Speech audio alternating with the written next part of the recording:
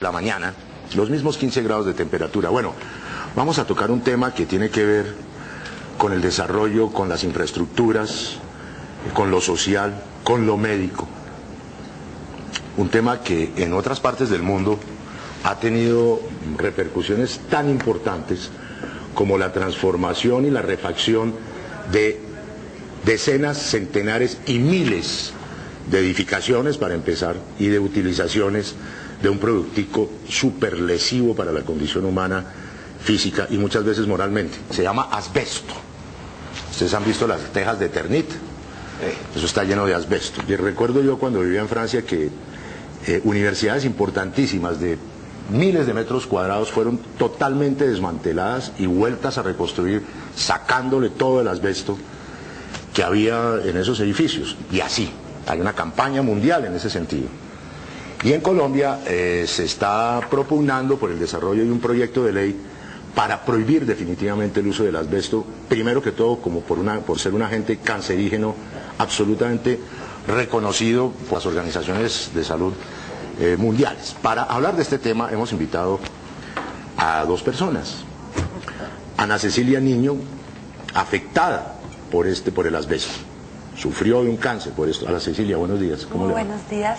Bienvenida al Primer Café. Gracias. El doctor Julio César Granada, médico, cirujano, experto también en la materia. ¿Cómo le va, doctor Granada? ¿Bien? Muy bien, gracias por la invitación, muy amable. Con mucho gusto. Queremos pues básicamente ventilar este tema y potenciarlo. Ana Cecilia Niño, ¿cuál es su historia? Gracias. Pues yo arranco hace un año exactamente. Sí. Voy al médico varios meses empiezo a ir y siempre fui diagnosticada con un espasmo muscular. En algún momento ya no podía caminar, caminaba media cuadra y me fatigaba. Siendo usted una persona tan joven como se ve, 39 años tiene. Una tierna edad. ¿No? Sí. Y sí, en ese momento tenía 38 años. Pues hacía mucho deporte, me gustaba salir a correr y todo.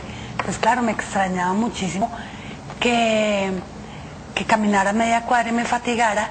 Mi cuñado, que es médico, vive en Duitama, ese día llegó a Bogotá y me dijo: no es normal que estés así, por favor ve y te haces una radiografía de tórax. Me hago la radiografía de tórax y en ese momento se dan cuenta que tengo un derrame pleural.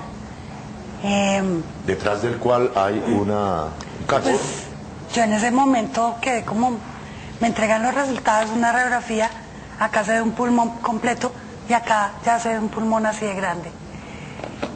Corra para urgencias.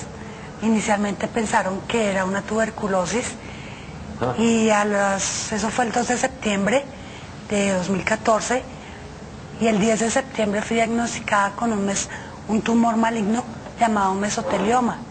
En la pleura. La pleura es la membrana que protege los pulmones. Cubre el pulmón. Y quedo yo, pues, ¿qué pasó acá? El 3 de octubre me hacen una neumopleuropericardiofrenectomía radical. ¡Uy! Que hasta ahorita me lo pude aprender. Lo único que entendimos fue lo de radical, ¿no? No cambio, ¿no es cierto? Bueno, Me sacaron la pleura, el pulmón izquierdo y el pericardio. el pericardio, sí, que es también la envoltura del corazón. Mi corazoncito queda metido en una malla. Ahorita el doctor Granada nos explicará la parte técnica de esto. ¿Sí? Y quedo yo como, ¿qué pasó acá? El 24 de octubre arranco con quimioterapias.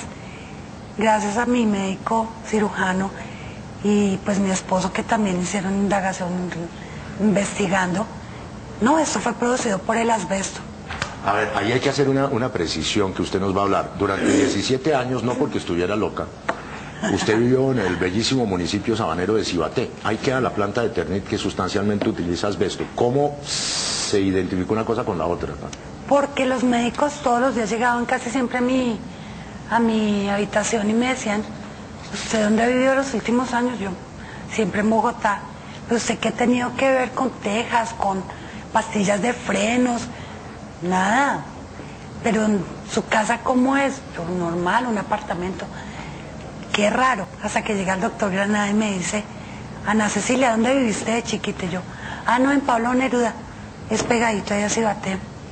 Me dice: ¿conoces que hay una fábrica de Ternit? Y yo, claro.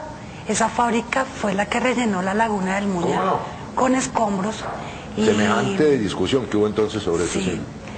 Y el barrio, como era de invasión, también sus calles eran rellenas con esos materiales Bueno, que ellos botaban. ahí está la historia vivida y afortunadamente sobrevivida por nuestra invitada Ana Cecilia Niño. Doctor Granada, ¿cómo se logra hacer la unión entre esos años de infancia y de adolescencia que vivió la paciente en el Cibaté y cómo, es decir, que hay una manera técnica y científica de comprobar que su caso es producto del asbesto de Eternit? Su caso es producto del asbesto de Eternit. Bueno, la verdad, la historia natural de la enfermedad se manifiesta así. Unas exposiciones cortas con un periodo de latencia sumamente largo. Ya. Es decir, nosotros podemos estar expuestos, pero la manifestación puede durar 20, 30 años después de la primera exposición. De modo pues que muchas personas inclusive olvidan esa exposición. Yo cuando estuve con Ana Cecilia le preguntaba exactamente en qué parte va a vivir, porque cuando uno ve las características de la lesión en la pleura, lo que uno, por lo menos manejamos el tema de mesotelioma, nos damos cuenta que hay una asociación directa. Entonces uno ve las imágenes, cuántos años tienes, tengo 40, 45, hay personas de 30, 32, y uno dice, hombre, esto parece ser un mesotelioma. Entonces vuelve a reinterrogar al paciente, lo pone en el contexto, no solamente del área profesional, sí, donde básicamente se desempeña, pero también el medio donde se ha vivido, sí, y también en una forma indirecta que han hecho sus familiares, porque hay una relación directa de la exposición de asbesto, no solamente de los trabajadores de forma directa, sino que llegan a su casa y tienen fibra de asbesto, y eso es otro foco importante, y se ha comprobado plenamente que hay familias que nunca han tenido ningún trabajo, pero sus padres trabajaron allí, y hay familias que se han tenido el problema de mesotelioma, 2 o 3 miembros de la familia al tiempo. Doctor Granada, en cuanto no solamente al caso de Eternit, sino en general, ¿de qué proporciones es la influencia del asbesto?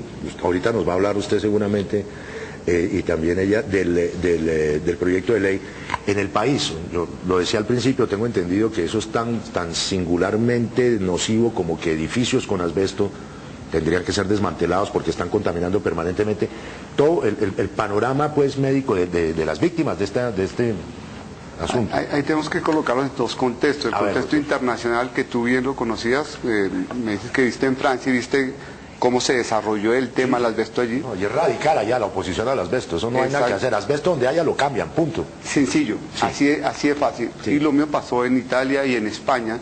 En una época estuve en Italia viendo precisamente el cierre de una de las plantas de Eternit, y pudimos ver que definitivamente la presión de la población fue tan grande que tuvo el cierre de la planta total.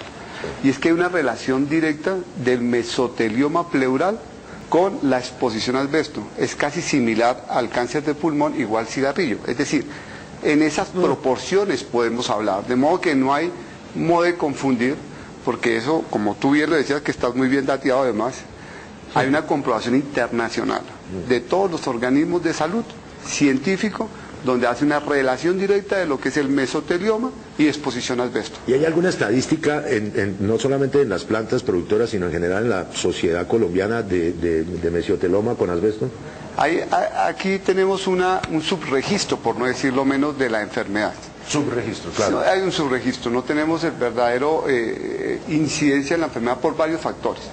Uno es que muchas personas no tienen el acceso que tuvo Ana Cecilia para llegar a un centro especializado que le hicieran el diagnóstico. Generalmente estas personas mueren con la enfermedad y nunca se le hace el diagnóstico. Colocan, tienes cáncer de pulmón, tienes cáncer de pleura y hasta ahí. De modo que tenemos esa pérdida de información, que eso es lo que estamos organizando en este momento, y ver la verdadera incidencia de la enfermedad. Pero te puedo adelantar que sí, cada año mueren 90.000 personas por causa del asbesto en el mundo. En el mundo. En el mundo. Bueno, eso es una cifra descomunal. Es descomunal. Nosotros estamos ubicados en un sector del Muña en el cual he hecho mi trabajo durante 25 años, sí, de modo que conozco muy bien la región, y una de de las cosas que hice allí cuando era médico general era soñar con llegar a ser el cirujano de toras por la cantidad de problemas que habían a nivel pulmonar. Tuve la experiencia directa de haber vivido dentro de la planta que tú dices. Por casualidades de la vida viví allí, de modo que también estuve expuesto. ¿Dentro? Dentro de la planta. ¿Trabajaba usted ahí o qué no? No. Estaba muy pequeño. Eso sería contradictorio. Ajá. Pero era mi padre el que, en este tiempo, esto era una empresa más suiza, sí. Y hicieron alguna urbanización dentro de tipo americano para los jefes de departamento. Entonces éramos 25 familias viviendo allí, todos niños pequeños, todos amigos. Claro. Vivimos casi 10 años y vimos cómo nuestros vecinos iban cayendo con la enfermedad. Inclusive salimos de vivir de la planta y íbamos enterando de todos los que iban teniendo la enfermedad. De una forma entonces hay un subregistro, lo cual ya implica la necesidad de mirar esto y poner las estadísticas en su punto, ¿no, Bruno? Para ilustración nuestra y de todos los televidentes, doctor Granada, ¿en qué cosas se encuentra asbesto? La teja de Ternit, por supuesto, se rompe y eso empieza a salir la fibra de asbesto, que es volátil y se aloja en los pulmones y viene el mesotelioma, ¿cierto? ¿En qué otras cosas de uso cotidiano en la construcción, en las viviendas de las personas, se encuentra este material, además de la teja de Ternit? Mira que, haciendo un contexto de tu pregunta, es que Ternit en esa época no solamente producía teja, producía los tanques de agua de almacenamiento que todos usamos. Hágame el favor. O sea, solo para darle una idea de cómo está distribuido el asbesto, pero los tanques, que actualmente ya se están cambiando del tipo de material, plástico, pero básicamente hacían inclusive las casitas de los perros, de las mascotas, hacían palomeras, hacían una gran cantidad de cosas que hacía de Ternit colombiano. Dice atrevidente, Juan Moreno, los tanques de agua. Sí, acabo de comentar, imagínate. Pendiente de eso. Imagínate cómo es de amplio el espectro. Pero está ampliamente distribuido. En la parte textil se utiliza mucho asbesto. Entonces, desde la imagen, en la parte textil, la ropa que utilizamos, hay alguna que tiene asbesto. No. En la parte industrial, la parte automotriz, no solamente en la parte de los asbestos, de la pastilla, de los frenos, sino también como aislamiento, porque tiene una característica que es altamente resistente al calor. De modo todo eso va produciendo polvo de asbesto. Todo eso va produciendo polvo de asbesto. Muchas veces en la parte... Si uno toma agua que ha estado en un tanque de estos, o si uno se pone una prenda que ha estado expuesta, ¿tiene exposición al asbesto y en ese sentido es susceptible a contraer el cáncer? Bueno, ¿Esto y en ese sentido es susceptible a contraer el cáncer? Bueno, el tomar el agua no es tan relación directa, pero sí el tener el tanque, ¿cierto? Porque eso contiene la fibra. Sí. El textil, pues obviamente el textil que está con asbesto, pues va a estar contaminando permanentemente. Ese sí tiene un factor de riesgo importante. Pero todos estamos expuestos. Últimamente veíamos mucha gente de la empresa de acueducto de alcantarillado de Bogotá, sí, de las personas que ya son pensionadas y tienen el mesotelioma, y es porque acuérdense que esos tubos de alta presión eran asbesto. Claro. Sí. Entonces estas personas todos con mesotelioma decían, ¿pero dónde? ¿En qué trabajaste? No, estábamos nosotros colocando las líneas antiguas que usaban todo el asbesto y ellos tenían mesotelioma. Sí. Ana Cecilia. Pues yo quiero como de pronto también... hace poco leí un documento que hablaba que los tampones para mujeres también tiene fibras de asbesto, pero pues no sé científicamente si ya está comprobado, pero lo leí. Gravísimo. Eso por un lado. Por otro, pues ahorita con lo de la caída de las Torres Gemelas, muchísima gente, porque tuvo exposición, pero no fue un poquito, sino fue muchísima exposición al asbesto, pues ya empezó a morir. En Estados Unidos ya se está como regulando pues. Pero Ana Cecilia, en ese sentido, hablando de regulación, ustedes vienen acompañando un proceso que tiende a una ley, hay un proyecto de ley en el país precisamente para regular esto. ¿Cómo va? Gracias a Dios, pues se nos ocurrió con mi esposo poner, pues no sé, hacer algo que se prohibiera de alguna forma en el país el uso del asbesto, para ser el país número 57 en el mundo. Que lo prohíbe. Que lo prohíba. Imagínense, una cuarta parte de la humanidad ya radicó esa porquería. Y ahorita pues estamos esperando. Digamos, estamos en el Senado tocando puertas, y hay una senadora, Nadia Blem, que presentó el debate para presentar el proyecto. Nadia Blem. Ya. Y ella presentó ya el proyecto, y pues la idea es empezar a mirar a ver cómo arrancamos este proyecto. Que pretende simplemente la prohibición de la utilización en materia industrial del asbesto en general, ¿cierto? Total, prohibir el asbesto. Eso por un lado. Y por otro, pues con mi esposo también, Daniel, dijo un día, hace 20 días, ¿por qué no empezamos a hacer una campaña por Change, que es una plataforma? Esa plataforma lo que pretende es recoger firmas de muchos ciudadanos y presionar de alguna forma al gobierno. Y empezamos y pues dijimos, vamos a ver, recogamos con tus amigos y mi familia que 200 firmas, y para sorpresa de nosotros ya vamos a completar 10.000 firmas. Muy Qué bien, y los vamos a ayudar todo lo que sea posible. Una Mire, maravilla. de una vez empecemos. Seamos el país número 57 en prohibir el asbesto. Ahí está. Colombia libre de asbesto. Ayúdanos, apóyanos. Bueno, ¿de dónde viene el asbesto? También habría que preguntarse eso. Tenemos información de que hay una sola mina de asbesto en Colombia, en torno a la cual ha habido de todo. Guerrilla, paramilitarismo, problemas de cáncer, etcétera. Queda en Campamento, municipio del departamento de Antioquia. ¿Qué pasa con eso, doctor Granados? No, muy preocupante, porque la última mina que abrieron fue en el Huila. Hola. Otra. O sea, que ya hay dos. Claro, hay dos y hay más proyectos de abrir más. Pero estas minas las están abriendo en forma indiscriminada, porque es que no tienen mucho aislamiento, quedan cerca a poblaciones o a vecindarios, y eso es un problema absolutamente grave, porque es una ¿En qué fibra parte del Huila, doctor?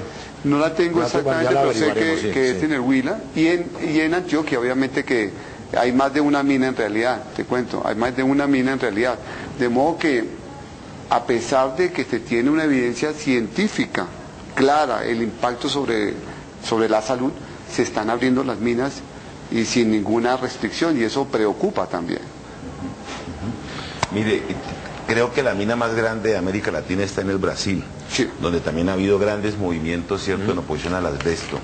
De esta campaña, doctor Granada y Anita, digamos, ¿qué acogida podría tener y cuáles son las trancas que ha tenido la prohibición del asbesto en Colombia? Permisividad del gobierno, laxitud de las autoridades de salud. Hay mucha presión de todos los medios, te quiero decir, y eso lo confieso. Cuando hacíamos algunos comunicados para algunos periódicos, había mucha presión para que no salieran los artículos, y eso duele muchísimo. ¿Por qué? Porque tienen publicidad de Eternit. No, tal vez porque hay intereses de tipo personal, político, económico, Y financiero, y seguramente eso también. nos preocupa muchísimo, ver cómo las entidades no tienen un verdadero conocimiento del tema. Me preocupa mucho el ministerio, en una ¿La Secretaría de Salud de Bogotá qué pitos tocan eso? más el ministerio, son normas de ley que creo que se deben de reformar a nivel nacional. La Secretaría tiene otro actuación Sí. dentro del campo del asbesto, pero más el ministerio, que son dos ministerios en realidad, el del Trabajo y el Ministerio de Salud. Esos son los que son directamente responsables de legalizar o no este tipo de actividad. Mire, usted actividad. Mire, usted seguramente lo sabe, pero se queremos contar para que nos lo comenten. La Alcaldía de Medellín se unió e impulsa definitivamente una campaña que, tal cual, no más asbesto, ¿no? Va parte del Instituto de Vivienda, de quienes construyen. Uno entendería que además del proyecto de ley, una conciencia ciudadana, empresarial, etcétera, por ejemplo, lo de Medellín sería absolutamente benéfica en este sentido, ¿no, invitados? Totalmente de acuerdo. Totalmente de acuerdo. Invitemos al alcalde Petro y al secretario de Salud, doctor Mauricio Bustamante, para que apoyen esto. Se trata de prevenir, no de curar, entre comillas, porque un cáncer de esto es prácticamente incurable, es terrible. Y no se trata de que lleguen muchos enfermos a ser atendidos, se trata de prevenir la enfermedad. Entonces, dado que Territorios Saludables ha sido una política exitosa en cobertura en la atención, doctor Mauricio y alcalde Petro, jálenle a esto, Colombia sin asbesto. es lo mejor, que no haya más enfermos de cáncer. Bueno, Algo que yo quiero de dime, pronto, sí, qué por pena favor. resaltar y es dejar claro, tengo entendido que Terni apenas se enteró que nosotros nos estamos movilizando con todo esto.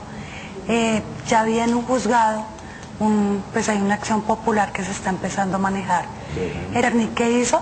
Cogió a sus trabajadores, no, vaya, pongan tutela para un derecho al trabajo y llenaron el juzgado de 300 tutelas. Y eso quedó en la acción popular nuestra, quedó quieta. Yo lo que quiero que la gente le quede claro es que no pretendemos cerrar ninguna fábrica, no pretendemos quitarle el trabajo absolutamente a nadie. Solamente se puede quitar el asbesto, sustituirlo por otros materiales. Que lo que se hace para sacar al país, todo lo que sacan, lo sacan sin asbesto porque saben que no se lo van a aceptar en otro lado. Lo que exportan. Pero lo que exportan. Pero lo que queda acá en Colombia, sí nos queda a La de nosotros. siempre, ¿no? La de siempre, sí, evidentemente nadie pretende dejar sin trabajo. En últimas, entre los derechos sustanciales y consustanciales de la condición humana, el del trabajo es importantísimo, pero el de la vida resulta mucho más importante, inclusive en términos de la constitución de este país. Ana Cecilia Niño, muchas gracias. Se le ve muy bien. Muy gentil. Doctor Julio César Granada, gracias por haber venido. Nos interesó enormemente este tema, un tema de profundidad social en el campo de la salud. Sí, no más asbesto. No nos jodan más con esa vaina que ha producido miles y 90.000 muertos, me dice usted. Muchísimas, muchísimas. Hágame el favor. Mil gracias a ustedes dos. Muy amable. Se acaba el primer café, ya viene el recado.